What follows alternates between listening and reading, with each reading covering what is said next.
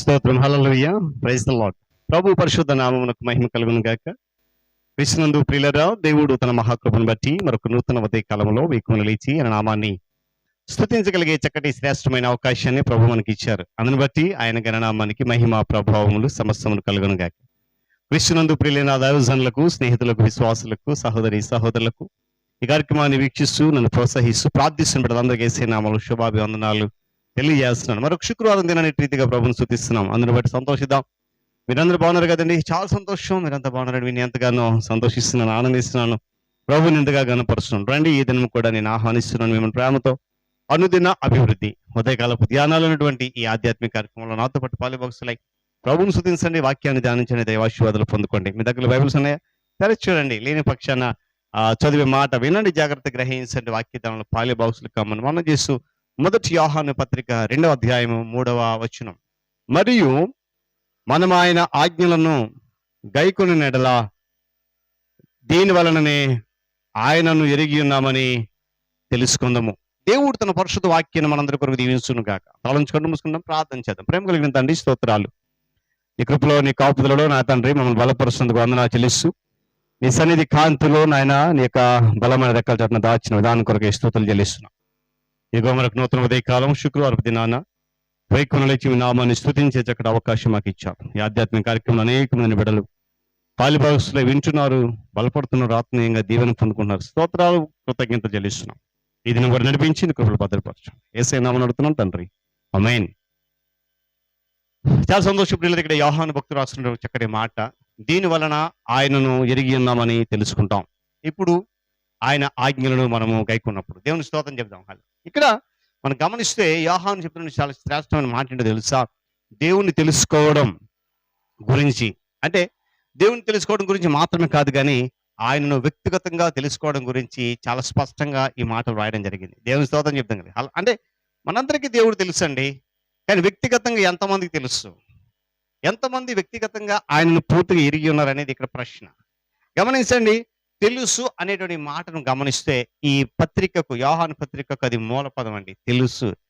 ఏమండి, ఈ పదం క్రొత్త నిబంధనలో ఏ లేఖలో కూడా కంటే, ఇతర పత్రికలందరికీ, ఇతర పుస్తకాల కంటే దీనిలో ఎక్కువ సార్లు ఈ మాట కనిపిస్తూ ఉంటది. తెలుసు అనే మాట చాలా ఎక్కువ సార్లు. దేవుని స్తోత్రం కలుగును గాక. హల్లెలూయా.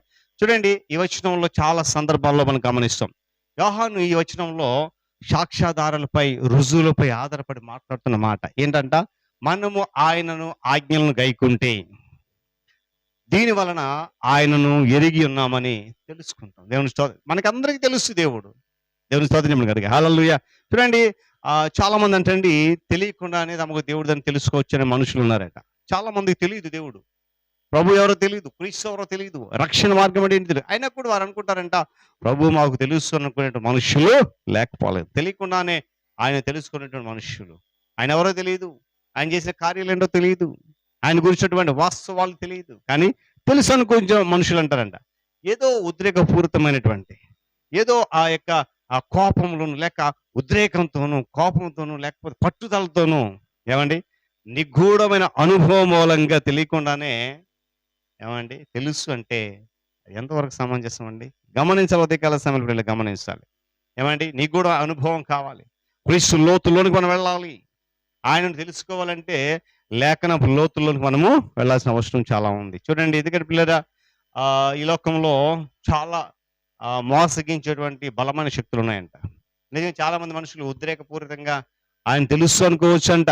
అయితే గమనించండి, వారు మోసపోయేటువంటి పరిస్థితులు ఉన్నారు. కారణం ఏంటో తెలుసా? ఈ లోకంలో మోసగించేటువంటి బలమైన శక్తులు చాలా ఉన్నాయి. అవి మనుషుల మీద అనుక్షణం దాడి చేస్తూనే ఉన్నాయి.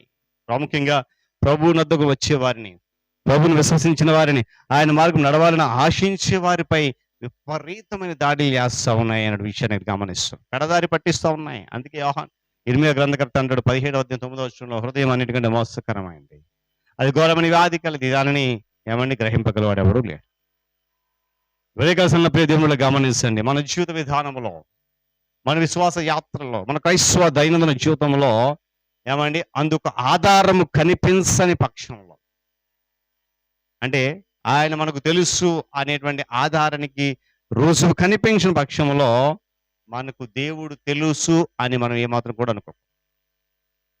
మన విశ్వాసంలో, మన జీవిత విధానంలో, మన ప్రవర్తనలో ఆ క్రమము లేకపోతే దేవుడు నాకు తెలుసు అని అనుకోవడానికి వీలు లేదు. ఎవరు అనుకోకూడదు. దేవుని స్తోత్రం కలిగిన ఈ నా మాటలు కాదండి, భక్తుని యోహాను నొక్కి మరీ చెప్తున్న మాట.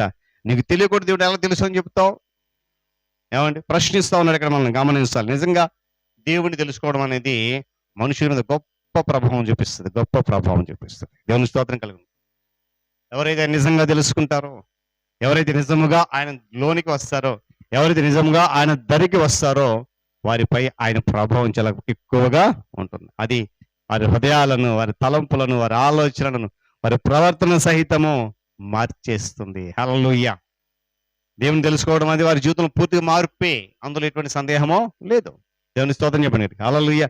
ఏమండి, ఒకవేళ అలాంటి మార్పు లేకపోతే, అలాంటి చేంజెస్, అలాంటి యొక్క విధానం లేకపోతే ఏమంటూ దేవుడు వారికి నిజంగా తెలియదు అన్నమాట.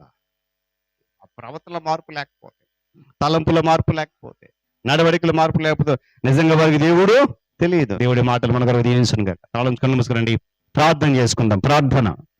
ప్రేమ కలిగిన మా తండ్రి, గొప్ప దేవుడ స్తోత్రాలు. తిరిగి వరకు నూతన ఉదయ కాలంలో వేకున లేచి మీ నామాన్ని స్తుతించగలిగే చక్కటి అవకాశాన్ని, భాగ్యాన్ని మాకు ఇచ్చారు. నిజమేనా తండ్రి, తెలుసు అనేటువంటి ఈ మాట మా జీవితంలో ఒకవేళ ఉద్రేకపూరితంగానో లేకపోతే నిగూఢమైన అనుభవం వల్ల పలికిస్తున్నామేమో అని అలా పలకడానికి వీల్లేదని ఈరోజు ఈ వాక్యం హెచ్చరించబడ్డం స్తోత్రాలు. విత్తబడిన వాక్యము వింటున్న బిడ్డలందరి జీవితంలో ఫలభరితంగా మార్చమని వేడుకుంటున్నాను. మరలా నూతన దినములో శుక్రవారం దినాన నీ దిన దాసులు సేవకుల కొరకు ప్రార్థిస్తూ ఉన్నాను. ప్రపంచ నలుమూలలో భారంతో ప్రయాసం పని జరిగిస్తుండగా వారి నీ సన్నిధి వారితో ఉంచండి. వారి ప్రయాస భారం వ్యర్థం కానివద్దని వేడుకుంటున్నాను. వారి కుటుంబాన్ని, పరిచయం, సంఘాన్ని దీవించి దర్శించి బలపరచండి. వందనాలు. అధికారులు, నాయకులు, పరిపాలకులను దర్శించి ఆస్వాదించి నీ కృపల వారిని వర్ధలింపచేయండి. రానున్న దినాల్లో మంచి నాయకులను, పరిపాలకులను మీరు ఏర్పాటు చేయండి. ఉద్యోగ రంగాలైనటువంటి ప్రభుత్వ రంగం, ప్రైవేట్ రంగం దీవిస్తున్న వందనాలు. వాటిలో విద్యాశాఖ, వైద్య శాఖ, రెవెన్యూ శాఖ, పోలీస్ శాఖ, రవాణా శాఖలు అనుదినం నీ కృపచేత క్షేమంగా నడిపించబడతా ఉన్నాయి. అందరి బట్టి వందనాలు చెల్లిస్తూ ఉన్నాను. నిరుద్యోగ యువతలకు కూడా జ్ఞాపకం చేసుకుని మార్గం సరళం చేయండి. రైతులు, వ్యవసాయాలు, వ్యాపారస్తులను జ్ఞాపకం చేసుకుని లాభసాట కలిగించండి. దేవుని అనుగ్రహించండి నా తండ్రి. అదేవిధంగా చిన్నప్పటి యవనస్తులు, వృద్ధాప్యం వారికి క్షేమం దయచిన ఎండ వేళలా నా తండ్రి చల్లటి కాపులు దయచేయండి.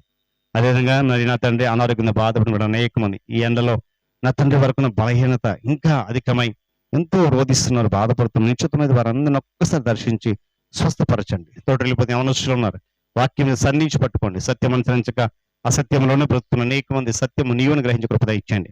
నేను వివాహాల కొరకు, గర్భఫలము కొరకు బిడ్డలు ఎదురు చూస్తుండగా మార్గము సరళం చేయండి. గర్భంతో బిడ్డలకు సుఖం, ప్రసవం తల్లి బిడ్డలకు క్షేమం, ధైర్యం దయచేయని ప్రార్థన చేస్తున్నాం. విరిగిన, నలిగిన, వేసారి నలసిపోయిన, కృంగిపోయిన జీవితాలు కలిగి నెమ్మది లేక, సమాధానం లేక, సంతోషం లేక, నిరాశ, నిష్ఫల కొట్టుమిటాడుతూ మానసికంగా నలిగిపోయి, కృంగిపోయి, అలసిపోయి జీవితున్న జీవితాలు కలిగి మానసిక వేదన, అలజడి, దుఃఖంలో ఉన్న ప్రతి ఒక్కరిని యేసు నామములో నిశ్చిత విడిపించండి, విడుదల కలిగించండి.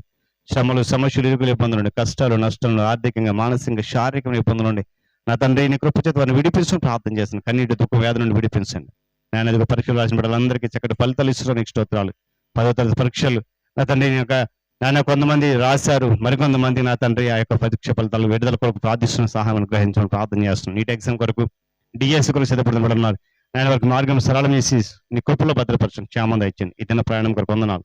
నీ దిన దాసులు, సేవకులు ఎక్కడికి వెళ్ళబోతున్నారు వారితో పాటు మీరుండి మార్గమును క్షేమంగా సరళం చేసి గమ్యం చేర్చండి. రైతులు, వ్యవసాయదారులు, వ్యాపారస్తులు ఆ యొక్క పని పట్లకు, కూలి పనులకు, ఆయా శాఖలలో ఉద్యోగ బాధ్యతలు నిర్వర్తించడానికి, బంధువుల గృహాలకు, స్నేహితుల గృహాలకు, రకరకాల విహారయాత్రలకు, రకరకాల శుభకార్యాలు బిడ్డలు నాయన ప్రతి ఒక్కరి ప్రయాణంలో క్షేమకర ప్రతి వాహనాన్ని మీ స్వాధీనం అందుకుని గమ్యం చేర్చండి. నూతనంగా జన్మదినం జరుపుకుని బిడ్డలున్నారు, దయగిటనిచ్చావు, స్తోత్రాలు చెల్లిస్తున్నాను. వివాహ దినం జరుపుకుని బిడ్డలు దాంపత్య జీవితంలో నీ ఆశీర్వాదపు దీవెన క్రమరించండి, మెండైన దీవెన ఆశీర్వాద క్రమరించండి. పితరులను జ్ఞాపకం చేసుకున్నారు, ఆదరణ, ఓదర్పు, నిరీక్షించి నడిపించమని, భద్రపరచు, బలపరచమని నా తండ్రి. ఎండవేళల చిన్న బిడ్డలు, యవనస్తులు, వృద్ధాప్యం వారికి ఎలాంటి హాని జరగకుండా నీ చల్లటి కాపుదల దయచేయమని ఈ శుక్రవారం దినాన ఉదయకాలం, సాయంకాలం జరగబోతున్న ఉపవాస కోరికలు మీరే ఉండి మీ ఆత్మజ జరిగించిన కృపలో భద్రపరచండి. ఘనత, మహిమ మీకు చెల్లిస్తూ యేసయ్య నామమున మనవులు అడుగుతున్నాను మా తండ్రి, ఆమేన్. దేవుని దీవెన, ఆయన సన్నిధి కాపుదల సదాకాలము మనకు తోడండి నడిపించును గాక, ఆమేన్.